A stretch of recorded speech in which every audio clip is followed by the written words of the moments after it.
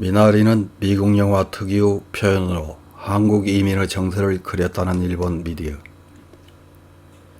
작년에는 봉준호 감독의 기생충이 아카데미 6개 부문에 노미네이트 되어서 감독상 등 4관왕을 차지했습니다. 올해는 우리나라와 관련이 있는 리 아이작 정 감독이 연출한 미나리 역시 아카데미 여우조연상 등 6개 부문에 노미네이트 되어 그 결과를 기다리고 있습니다. 이런 소식은 일본에서도 여러 매체에서 보도하고 있습니다. 그중 하나로 프라이데이라는 매체에서는 지난 4월 4일 아카데미상 노미네이트 미나리는 왜 미국인의 마음을 사로잡았나 라는 제목의 기사를 보도했습니다. 어떤 내용의 기사인지 요약해서 확인해 보겠습니다. 작년 아카데미상에서 4개 부문을 수상한 영화 파라사이트 반지하의 가족에 이어 금년에도 한국의 가족을 그린 영화가 화제가 되고 있다. 타이틀은 미나리, 미국으로 건너간 한국계 이민가족을 그린 작품이다. 썬댄스 영화제에서 관객상과 그랑프리의 2관왕을 차지한 것을 계기로 불이부터 골든 글로브상에서 외국어 영화상을 수상, 아카데미에서도 6개 부문에 노미네이트되어 전 세계적으로 큰 평가를 얻고 있다. 주인공은 1980년대 미국 아칸소주로 이주한 한국계 이민의 4인 가족. 심장병을 가진 어린 장남과 장녀를 돌보는 역할로 한국에서 할머니도 불러들여 5명이 된 가족은 어떻게든 새로운 이주 생활을 잘 살아보려고 분투해 나간다.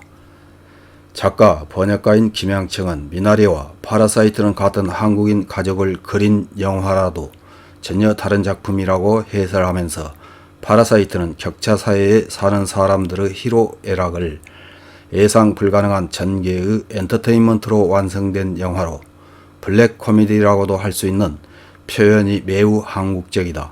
한편 미나리는 일본의 한국 영화 팬들이 기대하는 것과 같은 사회 안부의 생생한 표현은 아니다. 미국 영화 특유의 표현으로 한국 이민의 정서를 조용히 그리고 있다고 한다. 파라사이트는 한국의 격차 사회를 노골적으로 그리고 센세이셔널하게 묘사한 블랙 코미디였다. 반지하에서 가난한 생활을 강요당하는 가족의 생각은 하나, 돈도 직업도 없는 일상을 바꾸는 것이다. 한 가족은 단결하여 이 격차 사이를 어떻게 살 것인가에 도전한다. 한편 미나리에서 그려진 것은 가족 내부의 이야기라고 할 수 있다. 생활을 위해 도시로 돌아가 착실하게 일하자고 제안하는 아내에게 남편은 아이를 위해서라도 아버지가 뭔가를 성취하는 모습을 보여줘야 한다는 비현실적이고 꿈꾸기 쉬운 주장을 한다. 자신의 이야기라서 이민 가족을 리얼하게 묘사할 수 있는 리 아이작 정 감독은 이민 2세인 한국계 미국인, 아버지 역의 스티븐 연도 5살 때 부모님과 함께 한국에서 캐나다로 이주, 그 후 미국으로 건너간 경력을 가지고 있다. 감독과 주역이 바로 경험자이기 때문에 리얼리티가 태어난 것이다. 외교관으로 근무하는 한국계 미국인 친구에게 미나리가 아카데미상 후보에 오를 정도로 미국인의 마음을 잡은 요인에 대해 들어보면 국민의 대부분이 이민인 미국은 말하자면 이민국가, 이민은 자기 자신의 스토리로 공감되는 부분이 많았던 것이라는 대답이 돌아왔다. 센세이셔널한 재미가 평가된 파라사이트와 공감을 모으는 이야기가 평가되는 미나리. 두 작품의 취향은 다르지만 모두 전 세계에서 주목받는 영화가 된 것에는 변함이 없다. 아카데미상의 결과가 정해질 때까지 새로운 고조가 기대되고 있다. 이런 기사를 읽은 일본 네티즌들은 어떤 댓글을 달았는지 몇 개 확인해보고 마치겠습니다. 첫 번째 댓글입니다. 한국 사람은 극 영화를 만드는 것이 능숙하다. 실미도, 오아시스, 올드보이 등 이전부터 마음을 흔드는 명작을 많이 만들어 왔다. 미국인의 마음뿐만 아니라 보편적인 인간의 행위, 특히 그늘진 부분을 그리면 일본, 미국은 좀처럼 따라올 수 없다. 그만큼 다 보면 우울할 정도로 세계관이 어둡다. 다음 댓글입니다. 지금 현재 보고 있는 작품 중에서는 미나리가 오스카를 획득한다고 생각한다. 맹크, 사운드 오브 메탈, 시카고 7, 미나리. 아직 절반밖에 못 봤지만 같은 아시아계 이민을 그린 더 하프 오브 이치 상 레이스에 참가하지 않는 것이 아쉽다. 다음 댓글입니다. 영화적인 섬세한 연출이 많이 있어서 제 머리로 생각하면서 볼 수 있었던 영화였습니다. 아카데미상을 수상할지 여부는 모르겠지만 수작인 것은 틀림없습니다. 일본 작품이라면 나레이션 넣어버리거나 심정을 대사로 토로해버리거나 쓸데없는 일을 할 것 같다고 생각하면서 보고 있었습니다.